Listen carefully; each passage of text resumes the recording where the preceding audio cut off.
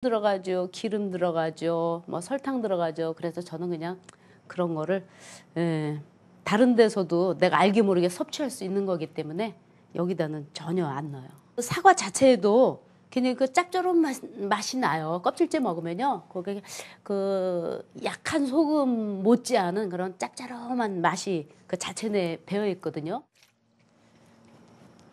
조미료와 간을 거의 하지 않은 음식들.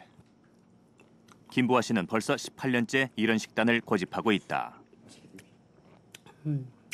진짜 맛있네요. 개운하고 조미료도 안 쓰고 이제 또 저염식이 사실 뭐 아이들한테도 좋지만 저희 갱년기를 앞둔 그런 그 뭐 이게 남자나 여자들한테 너무 좋잖아요.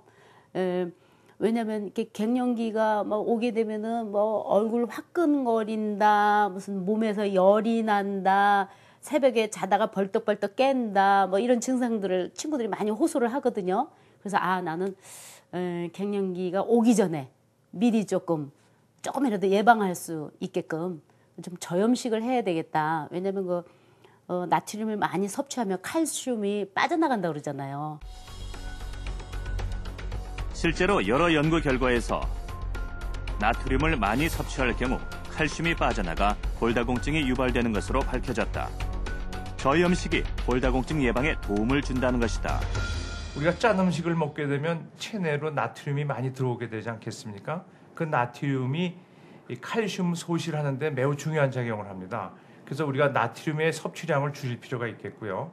특별히 골다공증 때문에만 저염식을 권유하는 것도 중요하지만은 그 이외에도 심혈관계에 많이 영향을 미칩니다. 뭐 고혈압이라든가 등등 여러 가지 미치기 때문에 저염식은 특히 고연령대에서는 매우 중요하다고 볼 수 있습니다. 집 근처 공원에서 운동 중인 김보아 씨. 매일 2시간 이상 10년 동안 단 하루도 빠지지 않고 꾸준하게 운동을 해왔다. 저염식과 지속적인 운동, 김보아 씨의 건강 비결이다. 그러니까 지금 한 20대 중반쯤 됐겠네요. 뼈 나이가. 아마 많이 근력 운동을 많이 해서 그런 것 같아요. 특히 걸어도 저는 그냥 이렇게 느리게 걷는 것보다는 그냥 속보. 아까 보셨죠? 그냥 빠르게 걷기. 이런 운동을 꾸준히 10년 이상 하니까 지금은 뭐 웬만한데 많이 걸어도 크게 피곤하거나 그러지가 않아요. 몸의 대사가 활발하게 되고 또 뼈는 이게 자꾸 자극을 받아야지 자기가 칼슘을 흡수합니다. 그래서 이 운동을 많이 권유하죠. 운동을 안 하고 누워 있으면 자꾸 칼슘이 빠져나가는 거죠. 젊었을 때 여성의 샘은 호르몬이 계속 솟아나서 생명의 물로 풍요롭게 넘쳐 흐릅니다. 그런데 폐경을 맞아 호르몬이 급격히 줄어들게 되면 이 여성의 샘 역시도 이렇게 마르게 됩니다. 그렇다면 메마른 여성 호르몬의 샘을 다시 채울 수 있는 방법은 무엇이 있을까요? 트위스트 차차 원 슬립.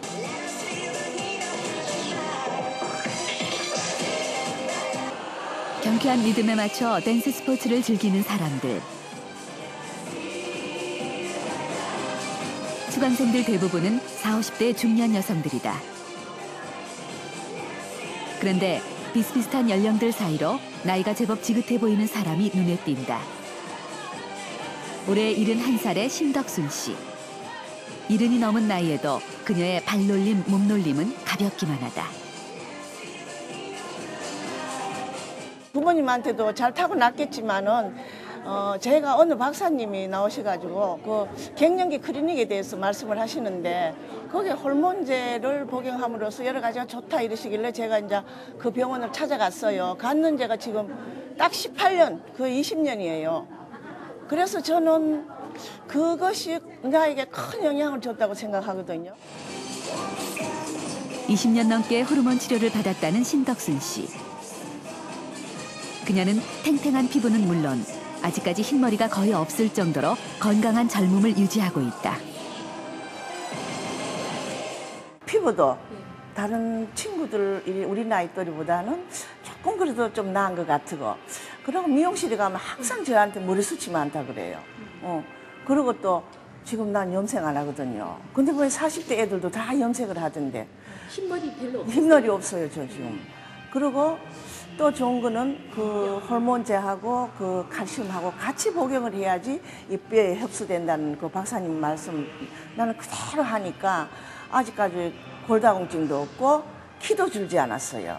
내가 그때 결혼할 때 그 키가 그대로인 것 같아요. 그리고 이제 허리도 굽지 않고 꼿꼿하고 여러 가지로 너무 좋고 또 호르몬제를 우리들이 이제 폐경되면 이제 호르몬이 없어지잖아요. 근데 이 호르몬제를 복용함으로써 또 부부관계에 그게 참 좋으니까. 건강에 있어서만큼은 누구보다 자신 있다는 71살의 신덕순 씨. 현재 그녀의 건강 상태는 어떨까? 한 1년, 그러니까 20년 동안 뼈 나이는 지금 50. 정말이세요? 여기 결과를 봐요. 처음 병원을 방문했던 1987년 당시 신덕순 씨의 여성 호르몬 수치는 0에 가까웠다.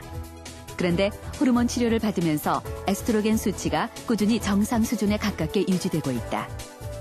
또한 여성 호르몬이 떨어지면 반대로 수치가 올라가는 난포 자극 호르몬 FSH 역시 처음보다 낮은 상태로 잘 유지되고 있다. 더욱 놀라운 것은 신덕순 씨의 골밀도 검사 결과 같은 연령의 정상 골밀도 수치를 훨씬 넘어 거의 50대에 가까운 골밀도를 보이고 있다. 아무리 좋은 치료를 저희가 해도 환자분이 또 열심히 하셔야 되는데 아주 상당히 열심히 하셨죠. 골다공증 경우에는 골밀도 검사를 했을 때 거의 50대 초반에 그 뼈를 가지고 지금 계시죠. 굉장히 건강하신 겁니다. 지난 2002년 미국 여성보건연구소에서 여성 호르몬 치료에 대한 보고서를 발표해 세계적인 파장을 불러왔다. 여성 호르몬 치료가 유방암 발병률을 26%까지 높인다는 것. 유방암 외에도 호르몬 치료의 부작용에 대한 연구 결과들이 발표되기도 했다. 과연 호르몬 치료의 안정성은 어느 정도까지 신뢰할 수 있는 것일까? 실제를 보면 그거는 상대 비율로 얘기한 거고 이 절대치 가지고 비교해 보면 그 호르몬 치료를 10,000명을 1년간 치료했을 때 유방암의 발생 빈도가 29명이었습니다. 그리고 호르몬 치료를 안 하고 호르몬 치료와 비슷한 가짜 약을 줬을 경우에도 21명이 발생했습니다. 결국 호르몬 치료를 했을 경우는 8명이 증가된 거죠. 그럼 10,000명을 연간 10,000명을 치료했을 때 8명이 증가했다는 건 굉장히 아주 드문 일이죠. 2004년 일반 내과 학회지에 발표된 논문. 여성 호르몬과 사망률을 분석한 30개의 논문 데이터를 종합해 본 결과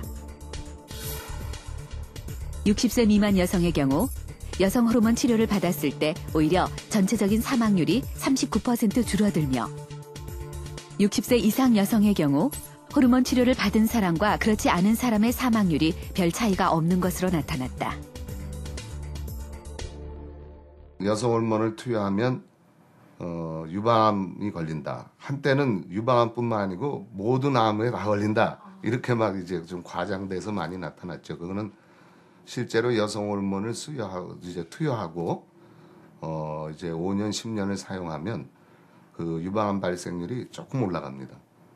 그리고 이제 자궁 내암이라는 것도 이제 조금 올라가는데 대개 그거는 사실은 서양 사람의 통계거든요.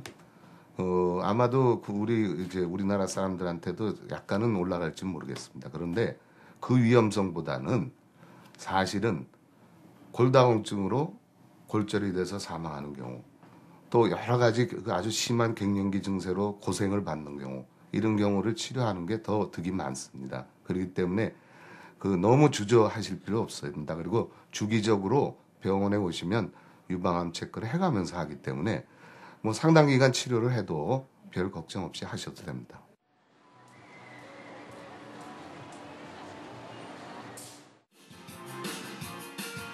노래방을 운영하고 있는 김순애 씨. 손님이 뜸한 낮 시간 노래방 구석구석 정리에 나선다. 아우 더라. 아우 너무 더워. 아우 제법 쌀쌀해진 가을 날씨. 그런데 김순애 씨는 청소